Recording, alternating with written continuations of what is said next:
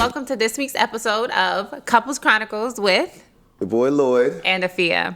All right, so things are heating up, so we're going to dive right into it. We're starting off with, does the person who makes the most money in a relationship expect to have the most power or say so? I think for men, I think a lot of men naturally think that. I make the most money, you might pay all the bills, do what I say. Not like that, but I think naturally it's a thing that happens, especially for men. I don't know if a woman made more money than a man, would she take on that alpha role? Although I could see a woman of power really taking on, like, really sunning, calling in New York, I'm a New Yorker now, guys, really sunning the guy in the relationship. It's definitely a crazy concept, though. But I think, yeah, if you take my stance, I think the person who makes the most money kind of takes on that alpha role. What do you think? I feel like, I don't know. I think when you're talking about expectation and when you're talking about power, first of all, now we're in a power struggle, which means we're dealing with the other person's ego, because I don't think there should be a power struggle in a relationship. I think that, you know, whether you're making the most money or not, how I feel, my position, my opinions, my mindset is equally as important. So if you're coming from the place of expectation, I mean, if he has that expectation, that's him. But from my perspective, no, I don't think that the other person should expect the other to have more power. Yeah, I think in a relationship, though, it is a constant tug of war of power. Not in the sense of control per se, but somebody has more power in the relationship than the other. You think we're equal? You think we're equal in power? You don't think one of us has more say than the other? No. Maybe that's me. Maybe I'm wrong. I mean, there's always my view, your view, and the view. So, right? So, I don't know. That's what we're here for, to check out each other's views. I know. I think, let's talk about this, like a personal. I think when I first met you, you made more money than me.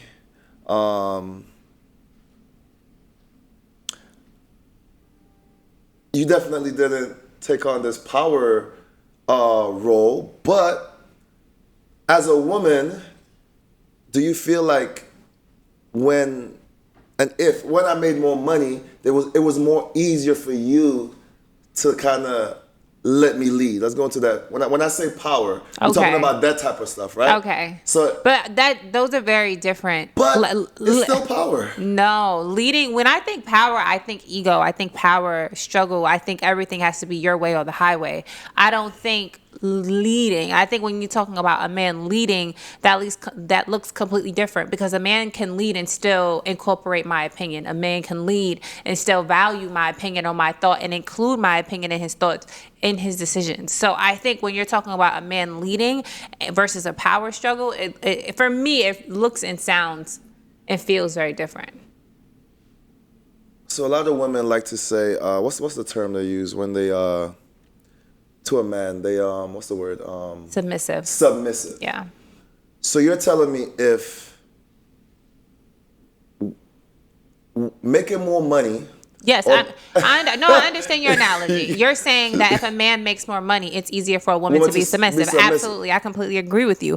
Like I said, I do not think that when you're talking about power, there should be this expectation that he has more power because he makes more money. No, like I said, when I think about the word power, I think of power struggle, ego. I think of it's either my way or the highway. I don't feel that the power includes my thoughts and my opinions or even my emotions. It's what you say or it doesn't matter. So I think, like I said, power versus leading, you know, they're completely two different terms. So if you're taking from the stance of, is it easier for a woman to be submissive if a man makes more money? Absolutely. Because that's like you're taking like a big load off of her shoulders. She doesn't have to be, you know, man and woman and mommy and, you know, all of these roles. So let's take it there. Let's take it to the submissive. Let's use the word submissive, because I think that's a very more relatable topic. Right. Or rather than power in a relationship, let's make it more healthy as submissive. Do you think it's possible for a woman to be, well, it's going to be more she's going to be more what's the word, God? Susceptible or submissive? Submissive. Submissive. Sorry, It's okay. She's going to be more submissive what's the problem if the man doesn't make more money than the woman? Why is it so hard for a woman to be submissive? Why is that? We talk about ego. So why is it, if you don't have an ego, why is it that if a man makes less than a woman, they're less likely to be submissive? Right. I think simply because, a woman, you already are taking on a lot of roles. You're taking on, if you talk about a woman in the house, if you're talking about a woman as a mom, right? And just the role that a woman plays in terms of keeping the household together, even the role that a woman plays in a man's businesses, it could be other things like healthcare, making sure the kids are always okay, making sure he's okay, right? Like making sure he's able to even be his best self and go to work and be his best self. So I think that a woman has so many roles that oftentimes if she's playing man and woman and mom and cook and, all of these things, and it just, you're like, what's your point? What's your function? Like, what do you do? What are you here for? And I don't mean to, say that if he doesn't make more money than a woman, it diminishes his role or that he doesn't have a role. But if he's completely leaning on the woman to do all of these things, it makes him seem like, well, what's your point? Because I can do bad all by myself. I can do all of these things all by myself. I would love to say that I could do bad by myself. No, you need a man. You need a man. You need a man. You need a man. Yeah, I'm not saying that you don't need a man. I'm just saying that, a woman taking on both the financial role, the mother role, the wife role, if all of these things fall on her, it makes her look at her partner and say, well, what are you bringing to the relationship? What are you bringing to the table that's kind of alleviating some of the weight that's on my shoulders? And when you're able to look at your partner and say, you know what, he shows up for me in this way. He pays the bills. He shows up for me emotionally. He shows up. He's a great father. When you're able to look at your partner and say, what, he shows up for me in these particular ways, then, he's alleviating some of the weight in my life, and that allows you to be more submissive to him. I still think it's aligned with power. I still think that, especially with people in power too, especially like, if I can't see a well-off man not thinking that he has more say in the household than his wife.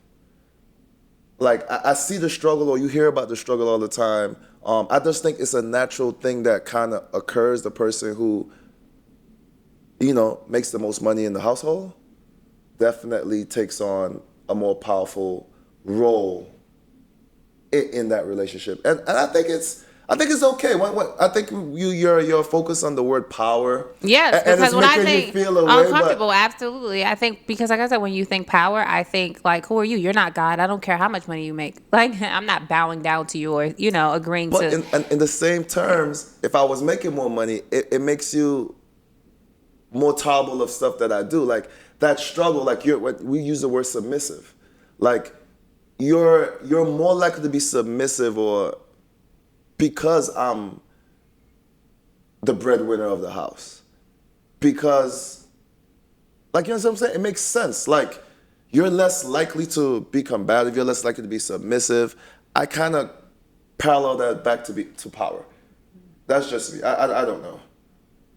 But, of course, she's not here for it. No, she's it's not that. I think the power. I you think know the what power, it is? Because tomorrow I can make more money, and then now, very true. You know what I mean? So I think the moment that and it then goes, you might take that.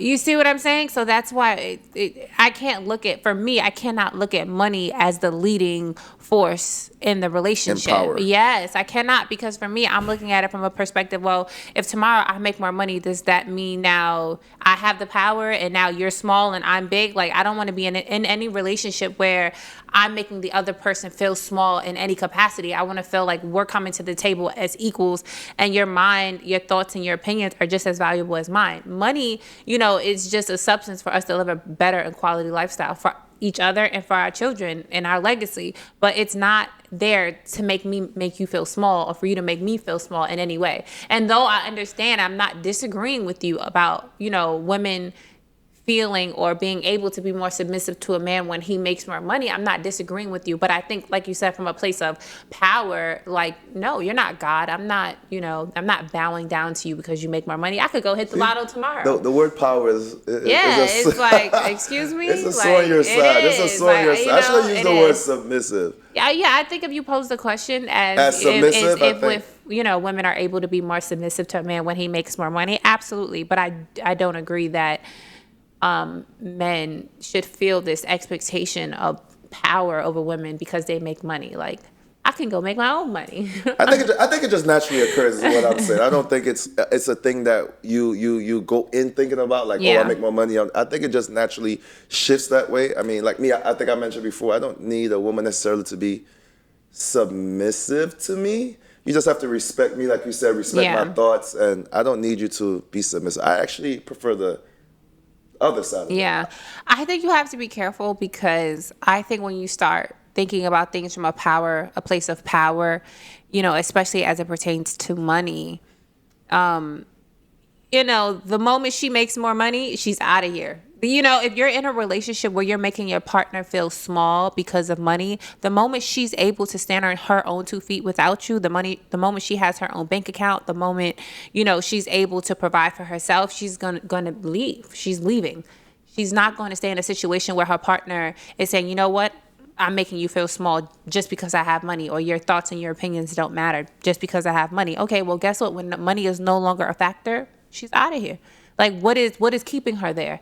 That's why there's so much more to a relationship than just money. There's all these other factors, because it's almost like when you're in an abusive relationship, like you're like, woo, the moment I get it, I'm out of here. You're looking for your escape route.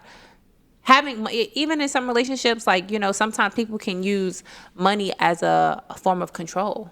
And that's why when you say power, for me, it's triggering, because I would never want to be. I can see that. Yeah, I would never want to be in a situation where I feel like I'm controlled by money. I'll go get my own money, and I would want any of you guys watching to go get your own money too. Like, like you should never be in a situation where you're controlled by money. Like, your partner should love and value and cherish your opinion and cherish you despite how money plays a role in your relationship. Got you. Well, on the topic of money, let's move on to our next topic. All right. I feel like nowadays, like, you see a lot of, let's talk about Instagram, right? Instagram is a big part of our lives now, so it don't even make any sense to hide it. But you see a lot of women talking about men providing for them and stuff like that. So, should men be expected to pay all the bills in a committed relationship or marriage, seeing that we're married? Seeing that we're married. Mm-hmm. Men expected to pay, or why do we see a lot of that now? How do you feel about that? I think you have to be very cautious when it comes to expectation, because if you're in a relationship and your partner is not in a place to actually provide financially fully, you cannot have that expectation of him. He's going to consistently just be missing the mark when it comes to you. Right. So I think when you're talking about expectation, you have to manage those expectations based on who you're dating. If your partner is able to provide that for you, sure, why not? I want those things. Maybe other women want those things. I think it starts with that. If he's able to, does he want to? And is he able to? If he's not able to, you cannot expect something of him that he's not able to do. That's not fair to him.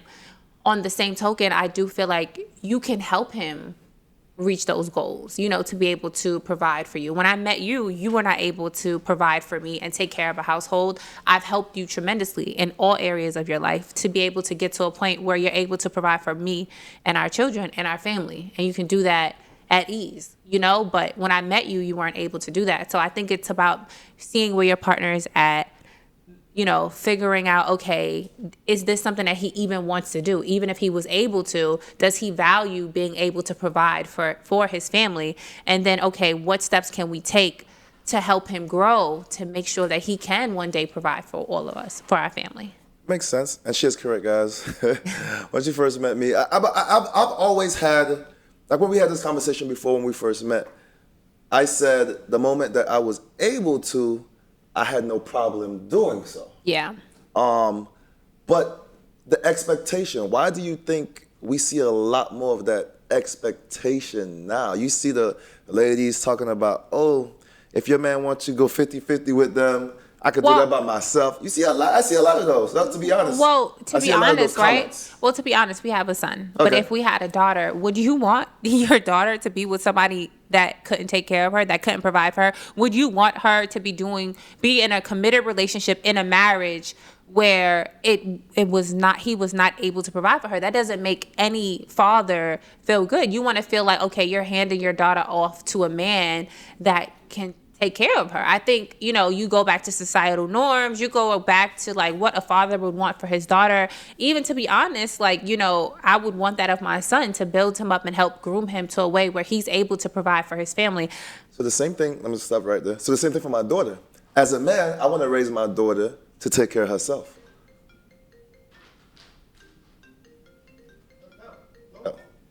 So same thing as you said, raising our son. You want to teach our son to be able to be a man and provide for his family. But the same thing as a daughter. I don't want to train my daughter to be dependent on a man. I agree. So I would think our job as parents is to train and raise our daughter to make her own and not expect a man to take care of her. I think for me, I would raise and train my daughter to be able to stand on her own 2 feet and provide for herself. But I think if she chooses to be in a relationship and get married, yes, he should be able to meet her halfway. And if he's able to provide for them as a family and as a unit, yes, he should be able to do those. So, because I think, when you talk about having children, when you go to buy a home, right? Lenders oftentimes look at the man's income because they understand that a woman will have children most likely and go out of work, right? So they look at the man for that sense of stability. Is he stable, right? So I think for me, if I have a daughter, I'm coming to her and say, listen, one day you'll have children. What if you go out of work? Is he able to provide? Is he able to take care of you guys? Even that pressure to kind of snap back and go back to work. And, that's a lot on a woman, right? And so I think, is he able to alleviate and help you in that way? Is he able to help you in any capacity? Because then at that point, you start to build resentment. You start to build resentment towards your partner. Well, I got to have the kids. I got to raise the kid. I think at least for the first 2 years, motherhood falls a lot on the woman, right? So now you're like, okay, well, what are you doing? The least you could do is go to work. Like the least you could do is, go to work and pay the bills. Like, it's like having children and raising children, like that is like 25 jobs in itself. Yeah, but see, you're one of a kind. That's why I married you. But I don't think everybody else, the influx of these comments, the ladies making these comments about, oh, if a man go 50-50, don't be with him, I could do it. I think a lot of women are just lazy and they're looking I'm being honest with you. I think a lot of the women are just lazy and looking for a cash out and looking for a man to just provide a lifestyle for them. And again, I'm necessarily not, like you said, I'm not necessarily mad. If this is what you want, go find a man that's able to provide that for you. Right. But expecting a guy, like you said, who is not in position to do these things, and then building this resentment towards that guy I think is fair. Or you'll start to belittle him in ways, the way that you view him and the way you speak to him, because he's not able to meet your expectation. So I think when you're coming to the table, knowing what your expectations are and figuring out, is he able to realistically meet them? Like it starts with that. Be honest with yourself. Do you want somebody that's going to, provide for you? Yes or no? Don't go in lying to yourself and now you have expectations of this man that he's not able to meet. Okay, if he's not able to meet them, are you able to come together with a strategy to help him grow to a place to be able to meet him? Is he open and willing to listen and take, advice? Because I feel like when it comes to a lot of men, they think they know it all, transparently. A lot of times men have a hard time receiving feedback, taking criticism, constructive criticism, right? Like inviting their girlfriend, their wife, their fiance in and just coming together in a collaborative way that will, in the end benefit them and them as a unit. Right. So I think when you're looking at your partner and you're choosing a partner, figuring out like, okay, even if he's not there right now, is he willing to allow you in for it to be a collaborative space, to come to a collaborative space where you guys can grow together and not led by ego or power, as you like to say. She's still stuck on this power. I I just think the influx of the expectation women have on men is at an all-time high. I think these women out here just looking for tickets, a free ticket, a free meal, and they want to, I don't know what they want to do. I think you have to have a partner that, I think when women are saying they want a partner that's going to provide for them or meet them halfway, in my mind, it's coming from a place of taking weight off of them and realizing, okay, what it would take to build a family, what it would take to build a household, and knowing what they would bring to the table and saying, okay, well, if I'm bringing these things to the table, what can you then do? What then can you bring to the table? And maybe you're right. Maybe it is coming from a place of, a meal ticket. I'm not sure. But for the women that are coming from a good place, it's coming from a place of, man, okay, I'm taking all of these roles on. Okay, so this is where he can then meet me halfway. Yeah, I think the conversation has to be met. Like, I think is if I come to you with a plan, like let's say we meet and let's say we similar. You make 100K, I make 100K, and we choose to be in a relationship. Again, that's the first communication right there, because I feel like a lot of ladies aren't even giving the men a fair shot of even like, oh, he only make 100K.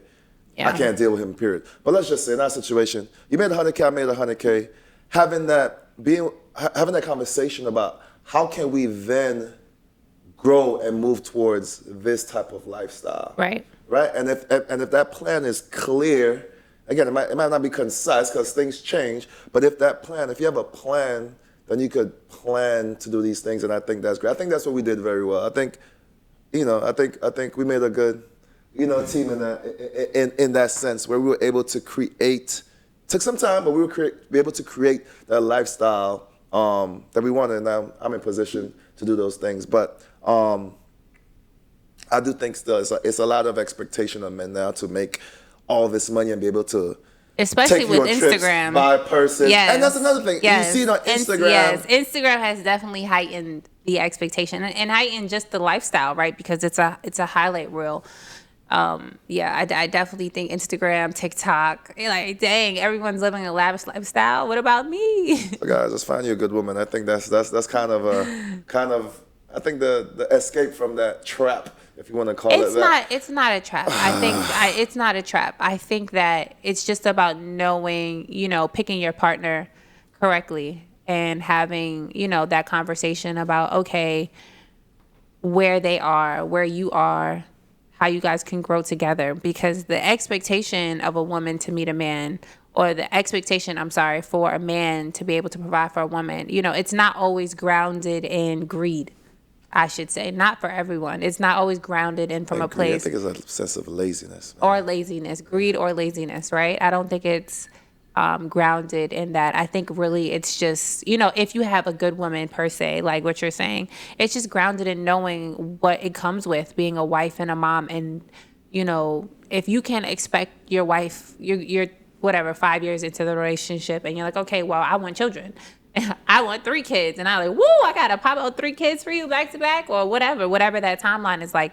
And most times than not, like, having children, that doesn't affect the man. That affects the woman. Like, the woman is the one putting her life and her body through that. The man, it doesn't necessarily affect him in the same way that it affects women. So I think if you're stepping into the role of being a wife and a mom, it's nothing wrong with expecting your husband or having the expectation of your husband to meet you financially more than 50% if he's able to. But first the conversation starts with, is he even able to? You can't have these expectations of your partner. Like I said, I think the expectation starts with the plan beforehand. Yeah. Because even we talk about growing with our family and stuff like that. It takes money to do that. So if I'm paying the mortgage, the car, kids' school, buying clothes, groceries, insurance, what money do I have left over to invest? Yeah. Or in order to grow? It takes money to make money. Yeah. And I think that's the unrealistic expectation that I'm gonna say most women, not most women, but women. I don't think men go into a relationship expecting financial return from women. Yeah. I don't think that's the setup. This is where it goes back to being, open-minded, and a man being open-minded, right? Let's use me and you. earlier this year, I started an investment account for myself. When I sat down in that meeting, before I even had the meeting, I came to my husband and I said, babe, I think we should do this together. I think, we can make monthly contributions. I made an account for myself. I made one for our son. And I came to and I was like, hey, this is something I'm doing. I want us to do it together. And granted, I can't force you to do anything. I can only come to you and say, hey, I understand you're paying all the bills.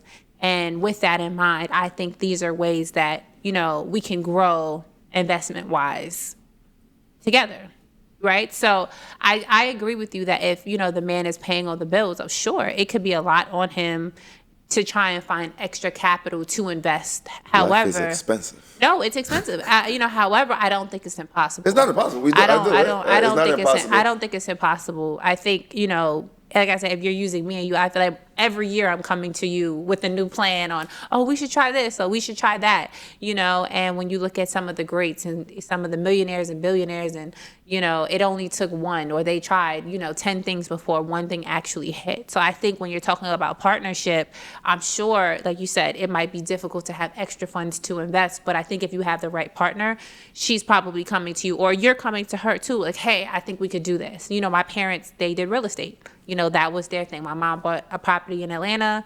My dad bought property in Philadelphia. And that was the way that they kind of came together. That was their common ground. Us, we've done so many other things, but a lot of different businesses. But everybody, I guess if you have the right partner, they'll be able to meet you in the middle and say, okay, well, this is how we can grow together financially outside of the bills. But all right, moving on to the next topic. Okay, this is a good one. Is it okay for a woman to propose to a man? And we talk about all the time the new social norms or the traditional, where's that tradition gone right now? And now you're seeing a lot of women. I don't know if you see a lot, but you see enough to make a debate about it, right? Of women proposing. I have to pose that question to myself. What would I do if a woman proposed to me? I don't want my woman on her knees proposing to me. I do think that it's okay. I would say I do think it's okay. I don't see anything wrong with it. How she does it.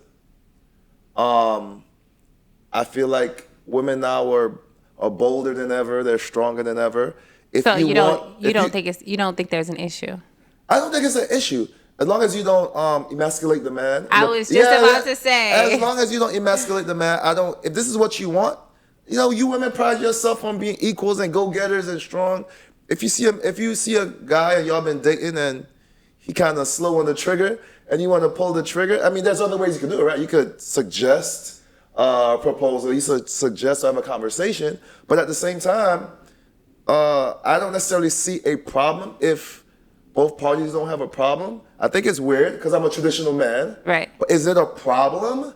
No, I think if my wife was to get on one knee in front of me, that's kind of awkward. I'm like, what am I here for? I'm the man. What am I here for? But again, we have traditional values, right? So it's different. But is it wrong? I don't have a problem with it. If you want to go get it, ladies, go get it. Bring it back. So you feel like it's okay for a woman to propose to a man? Yes, I don't think it's wrong.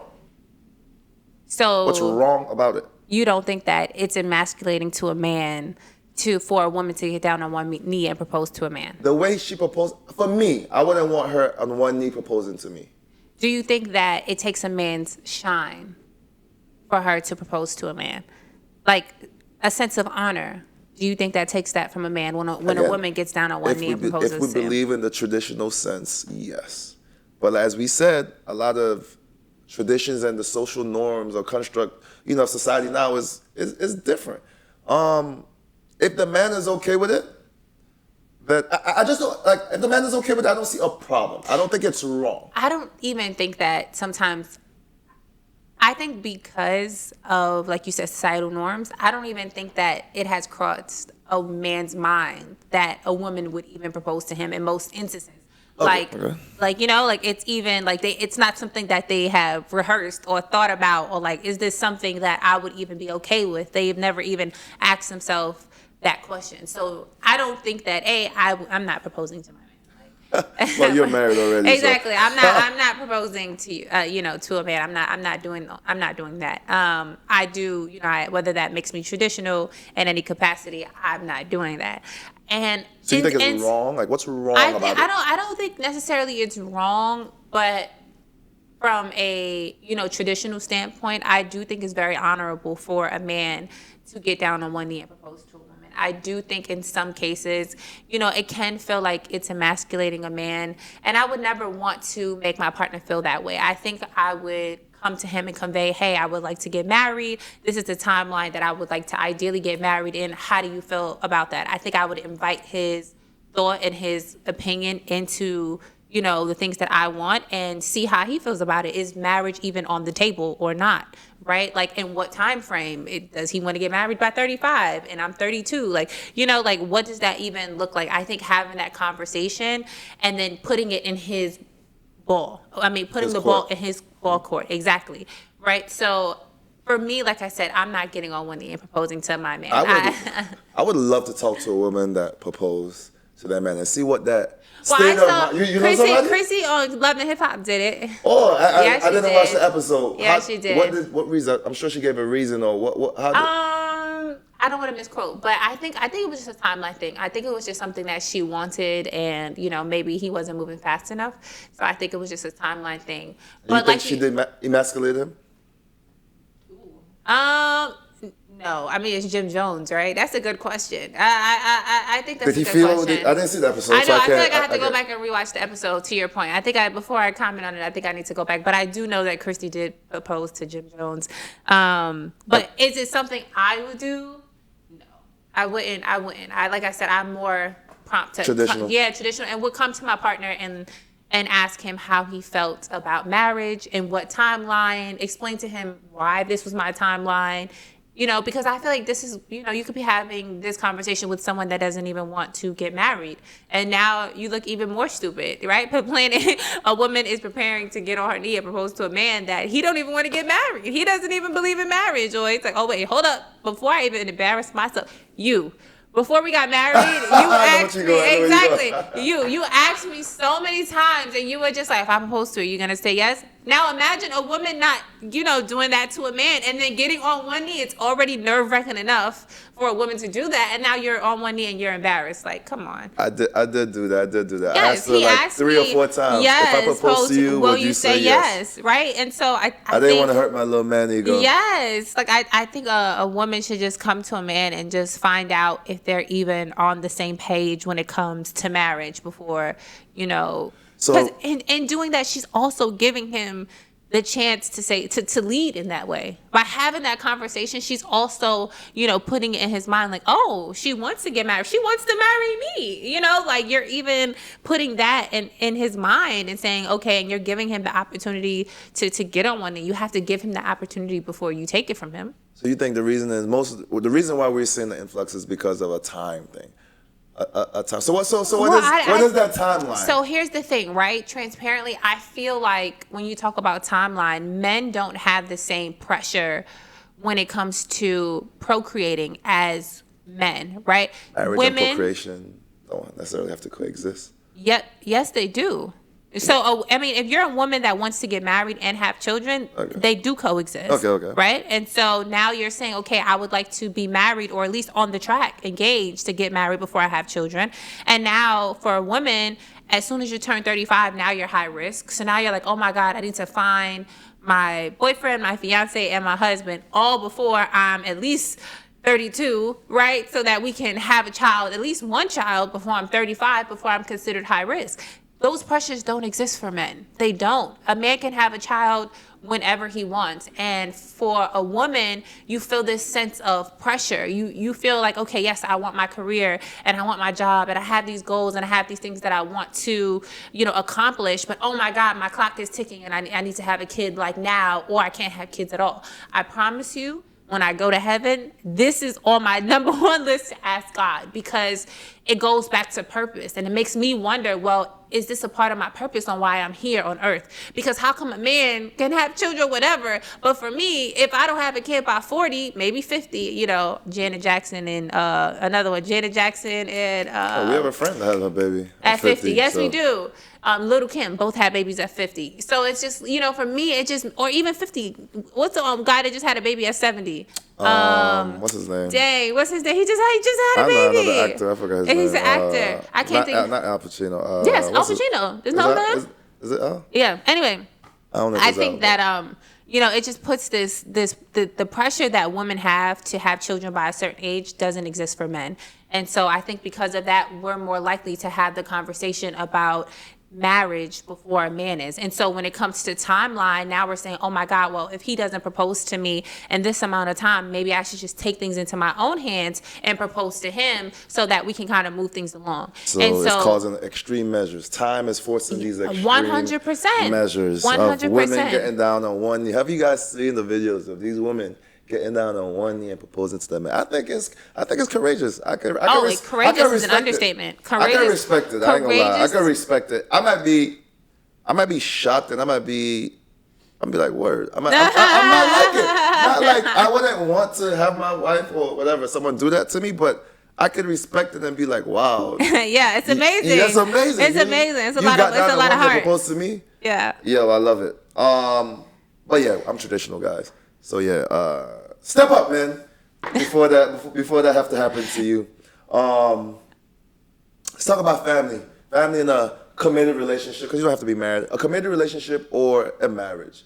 Do you need to seek approval from family or friends when getting into a committed relationship? Or does that matter? How does that matter?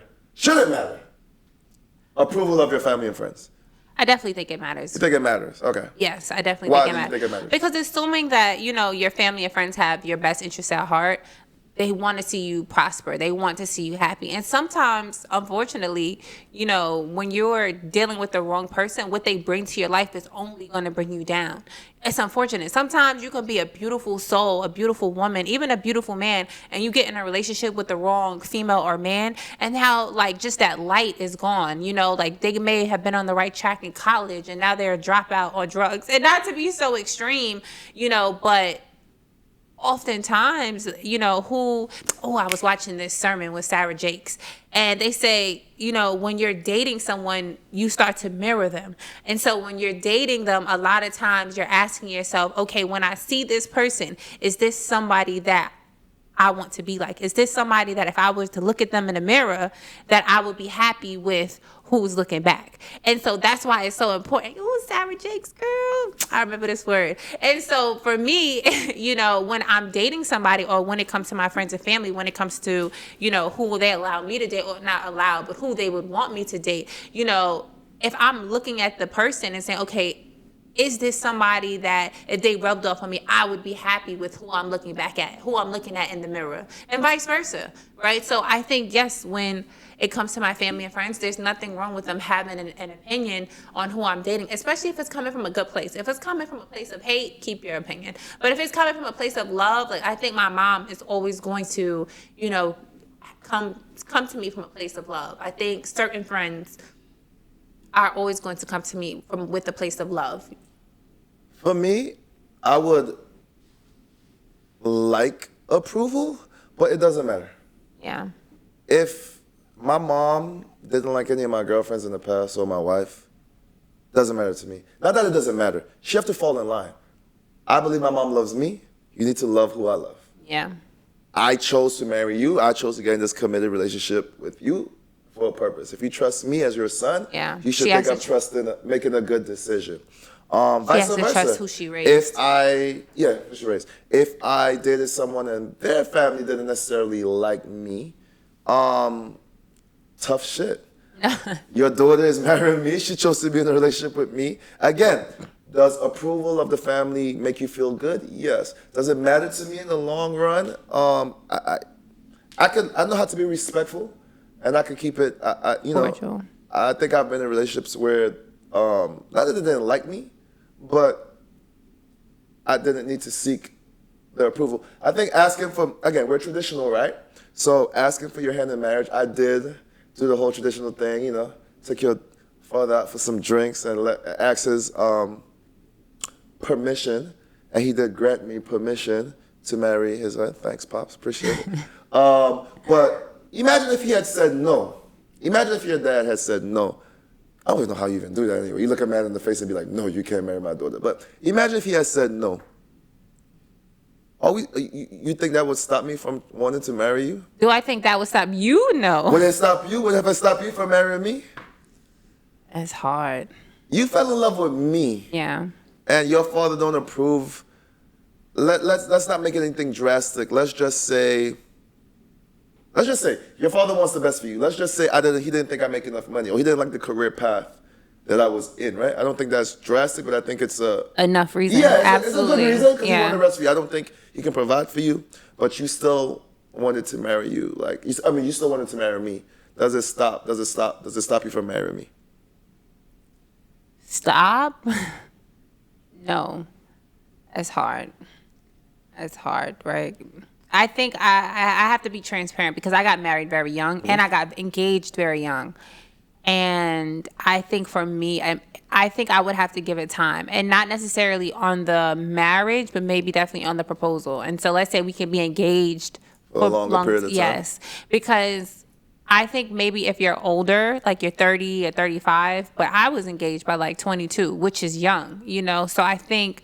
I locked that thing up. Quick. Yeah, so I think if my mom and my dad really came to me and said, you know, this is not the person for you, you know, and they gave me valid reasons why, I think I would really have to stop and analyze why, you know, knowing that my parents have my best interest at heart. And now that I'm a mom, right, like I would want my son to value what I'm saying and listen to me, you know, not in a no, you can't get married, but maybe you give it time, right? Because if this is your person, if you're giving it time before you walk down before you walk down the aisle, he'll either show you in that time, yes, this is the person for me, or no, he's not the person for me. Either way, he shouldn't run by giving it time. And that's parents, that's family. We're talking about friends too. I remember one of my friends, not gonna name, but one of my friends asked us, a group of friends, should you get married to this particular young lady? All of us said no. And he still did. And we all showed up for him anyway. Yeah. It didn't work out, but either way, he asked our opinion. Yeah. And essentially we all said no, but we also said what makes you happy makes us happy. Yeah. So approval feels good, I guess. But I don't think that should be a determining factor on your love and your life. You're the one that got to live with that person. You're the one that got to love that person. You're the one that got to, you know, have a future with that person. Friends sometimes come and go. Yeah, they do. Family sometimes come and go too. Friends are more likely to come and go for sure. So if you find your love and this person is your person, what you believe is your person, at the end of the day, you make your choices, it's your life. Yeah. You have to live with that person. For me, my family knows it was this thing. Junior, they call me Junior. Junior gonna do what he wanna do. Yeah. So you better get in line. Love who I love. Like you have to respect. You know, love who I love. That's just simply what it is. Yeah. That's how I feel. But I see your point. Especially with you, you were young. You might not have the experience, the life experience. Yes. You know, so. Especially now, looking back, I don't think at that moment I looked at it like that. But I think now I'm like, dang, I was really young. But you also, I remember that story where you said you told your mom, "Oh, I'm going to marry him." I did. I did I tell her. I was very clear. Like, what? I think it was just a,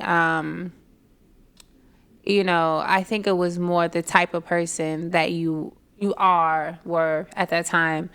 You know, for anybody that doesn't know, I'm a God's girl. And I had never met somebody that was, you know, so immersed in the church or just knew his word. And like, you know, you would do certain things, like you would parallel the word or the Bible to real life. And I had never met somebody that did that, you know. And I'm not to say you were like a holy saint, not at all, but just like small things, you know, where you would bring up scripture and now you would use it in real life. And now I'm find myself on Google looking up the scripture and saying, well, what is he talking about? What do you mean by that? Or then taking that and having conversations with my mom. So I think I was just so enamored by your love for God. And, you know, you would get up and you would play gospel music. And don't get me wrong, you would play, no, exactly. And you would get up at 5 a.m. And I'm like, if you don't turn that music off. I can't be blasting. No, first of all, I don't want you to blast music at 5 a.m. regardless. Don't get me wrong. Even back then, I was like, if you don't turn this music off. But I think your love for God. I don't think I had seen anybody, you know, with a strong love for God like that. And you know me, whether I can make it to church or not, I still will get up and watch sermon every Sunday on my phone. I will watch sermon in the hair salon. I will watch sermon in the nail salon. I will watch sermon. I will be crying watching sermon no matter where I am. You know, I try and keep God in my life. So I think when I had met you and I told my mom, like, Mom, I'm going to marry him, you know, it was a combination of your love for God. It was a combination of your understanding for me in the industry, in the fashion industry. And then it was a combination of, although you weren't able to provide financially for me at that place, having a mindset of, I want to provide for you and provide for our family one day. So I think those things, you know, although I was way underage, I think it was just like meeting somebody with that mindset. Legal, still legal, guys. She said we're underage. She was legal. She was 21. She was 21. I was 22. Yeah, I was 22. I was 22. Turning 22. But I think, you know, meeting somebody, you know, with the mindset that you did was just so fascinating to me. I was just like, wow, like that's, you know, I was really amazed. So, you know, I think that's. Well, it matters to you, and again, not that it doesn't matter to me. It feels good to be accepted, but for me, in the grand scope of things, if I want to marry you, if I want to date you, I'm going to marry you. I'm going to date you. Fall in line, family. I know. Fall in line, friends. Love who I love, accept it is what it is. Yeah. I think for me, on the other hand, I definitely want to include my family's and my friends' opinion. You know, like I said, you still seek their, you know, but not really your friends, but your family. Yeah, I love my family. Yeah, you still seek your family validation on stuff, a lot of stuff. Yeah. But I think that's what it is. So, it's what's next? What we got next? I think that's it for today. That's it? Yeah, we ran through those topics very quickly. Yes, we knocked them out. We were immersed in the conversation. That's always good. Yeah, guys, let us know what you know, like always. If you have any questions for us, definitely let us know. Feel free to comment, and we'll be able to tackle them on next week's episode. See you guys next time. Peace.